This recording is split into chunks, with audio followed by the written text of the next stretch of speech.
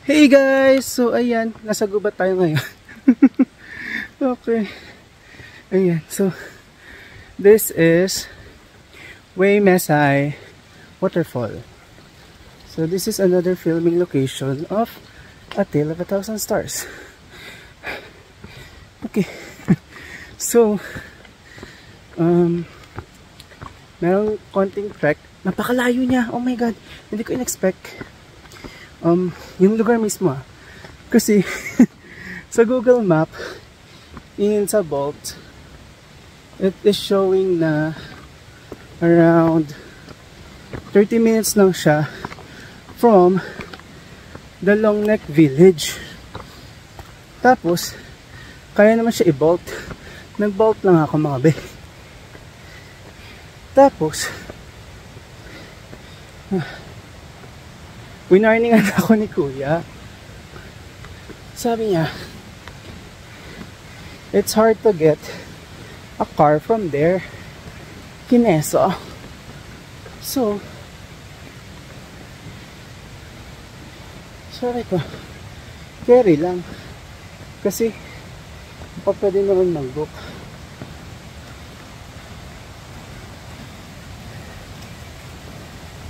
Ang ending, walang signal dito. Tapos ang bigat-bigat ang dala ko.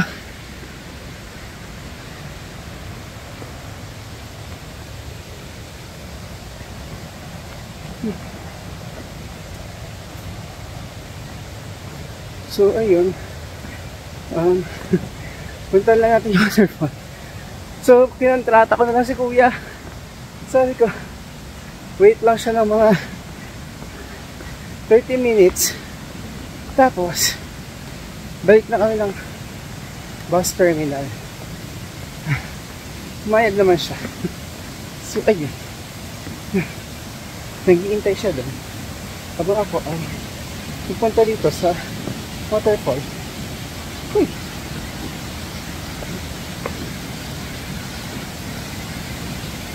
mga ginagawa ng BL Bestie niya para sa content, ano? Oh my god, is this it?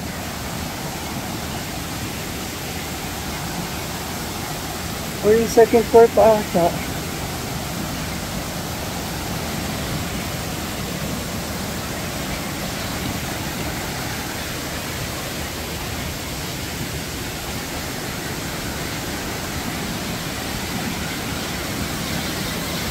Ito na siya guys. Oh my god.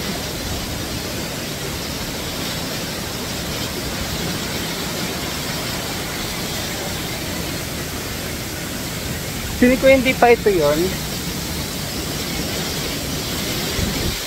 Nasa taas pa ata.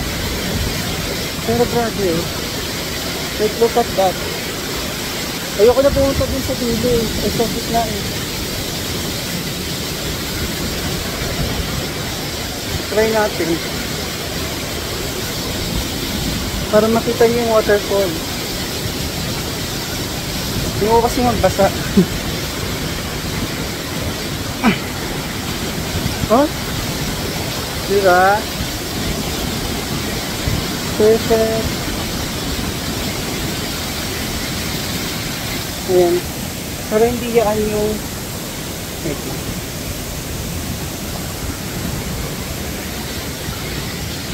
Sabi. Pero hindi yun yung sa ano, sa ASOS. So feeling ko yung nasa taas pa. Ay. Sabi. Tapos,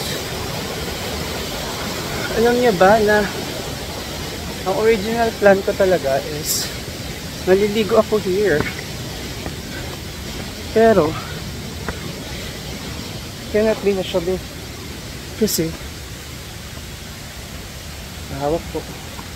Anong oras na? Alas 3 na. Oh my god. Matarik siya eh. Tanggal yung sintas ko. Pinagatapak. Yeah. Cannot be na maligo kasi. Wait nga, naka-charge pa kasi. Ayan. Yeah.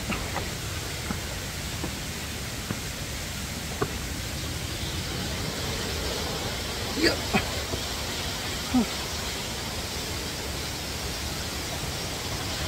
Tapos nag-pants pa. Pala tinanggal ko na yung pants ko. Kaya pala ko dadaan dito. Siya. Oh my god.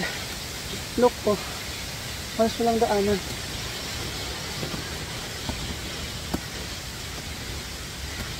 Padaan po.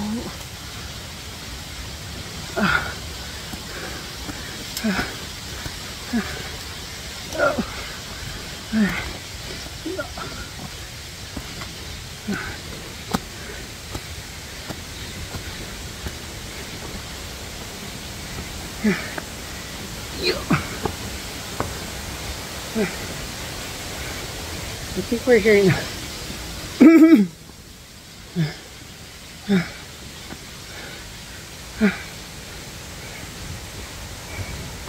Tara, bilisan natin.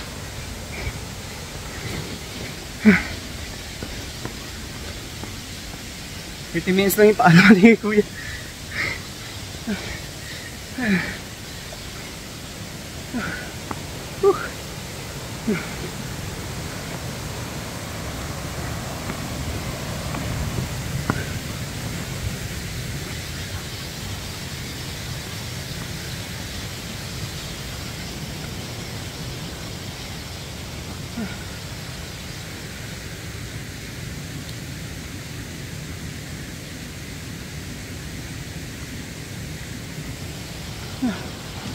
Hindi pa dito. Oh my god, saan pa siya? Nakita ko lang yan, okay na ako.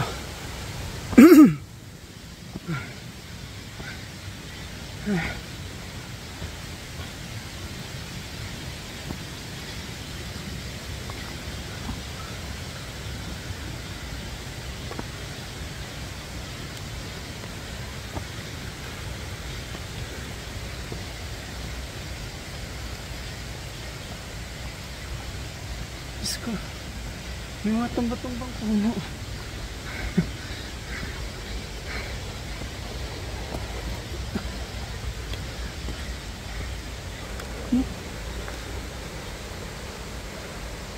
Grabe po. Grabe din naman pala pinagdadaanan ng mga actors.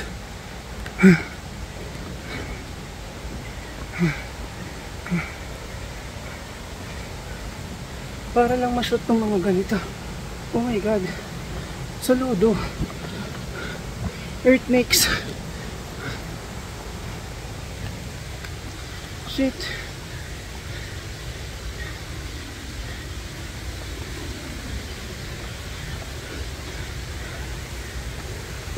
Kasi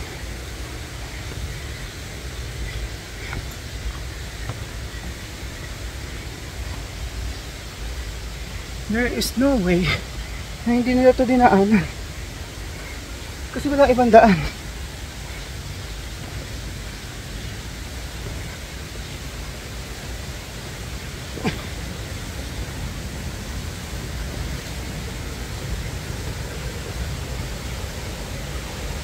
Yeah.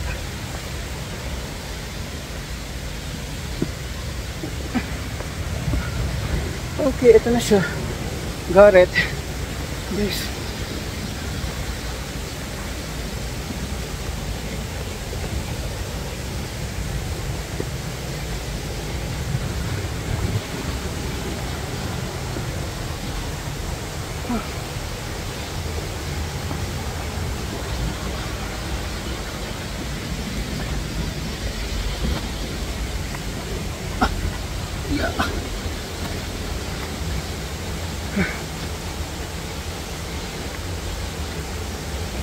Tahawak po.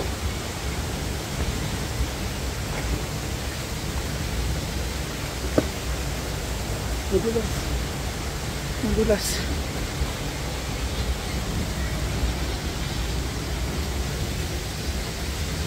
Madulas siya.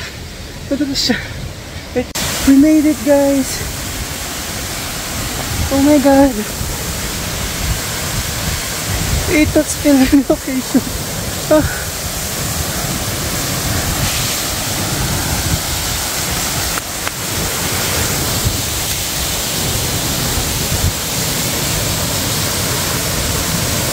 We made it. Ito. So, nag-decide na ako maliligo.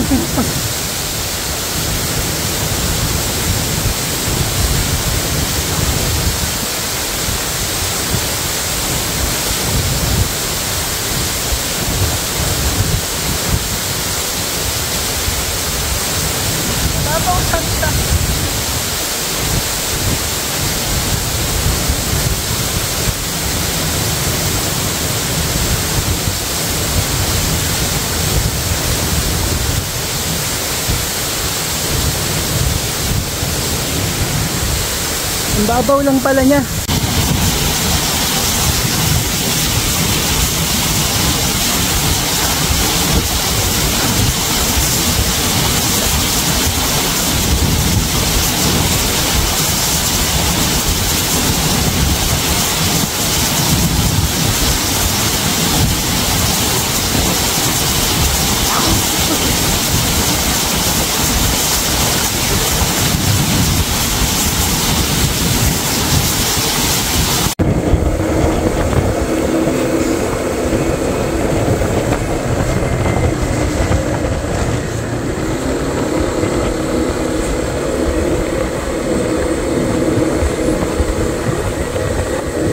Guys, so stuck na naman tayo here sa Chiang Rai.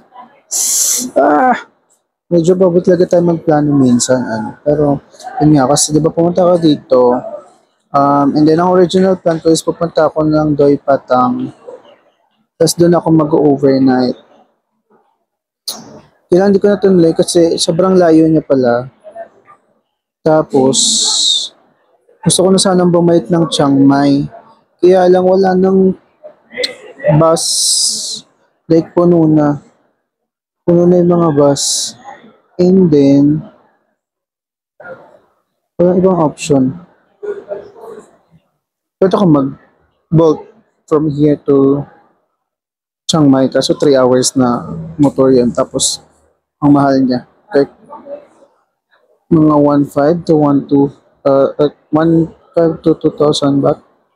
Mahal. Same with car.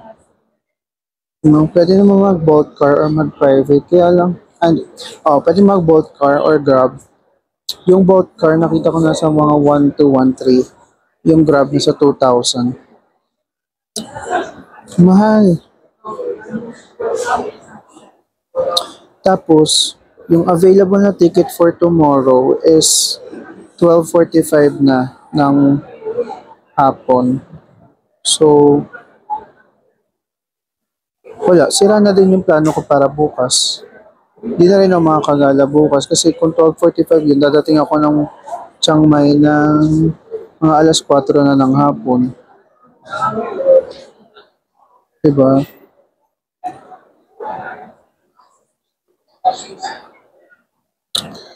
Tapos, meron pa isang problema. Kasi supposedly babalik ako ng Bangkok ng 17 ng gabi. Wala na rin bus tickets.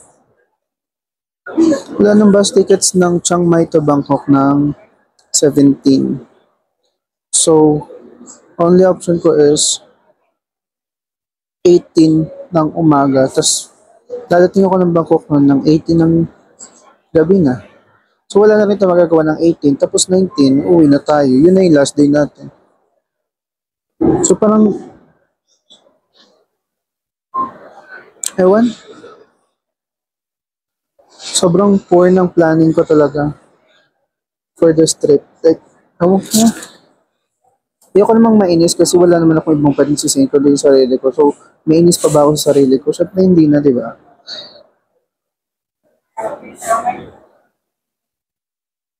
Pero nainis na talaga ako. Like, kailangan kong bumalik ng Chiang Mai.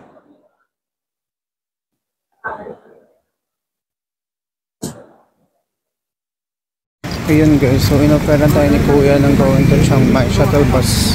500 baht. Pwede na to.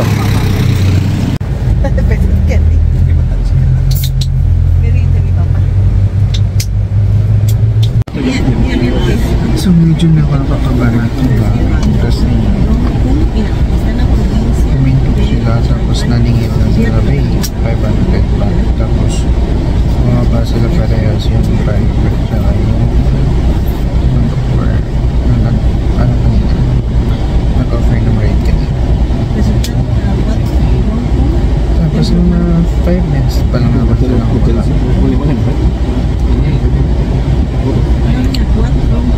Pero na yun nakakapabala siya. So tingnan natin. Walang ganda sa mga kaya kung isang tayo. Sana hindi tayo naloko din.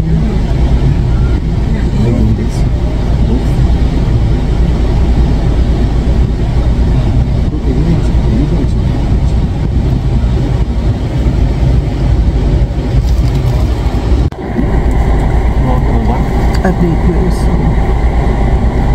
Bumalik si Kuya ang sabi niya 15 minutes pa daw.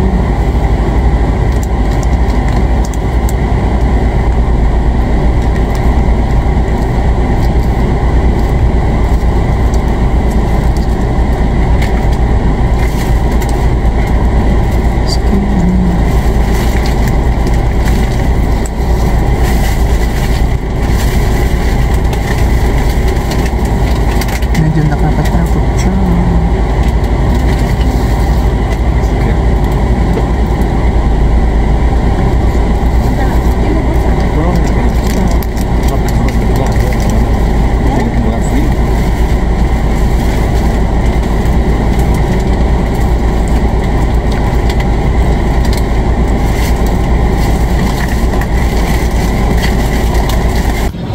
Okay guys, so bumalik na sila and may kasama sila mga pasahero additional para siguro mapunod ang van bus, minibus. Buti na lang, hintay na sa kapityan.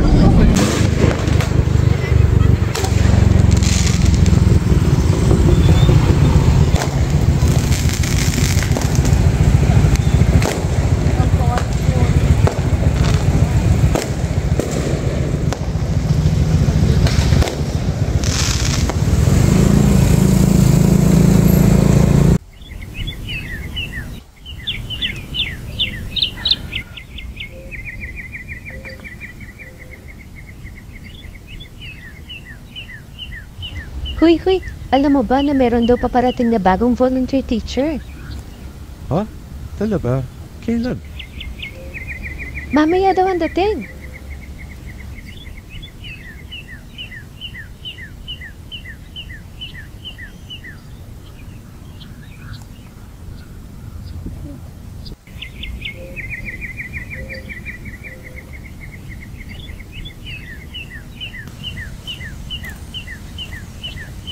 Chief, nabalitaan mo ba yung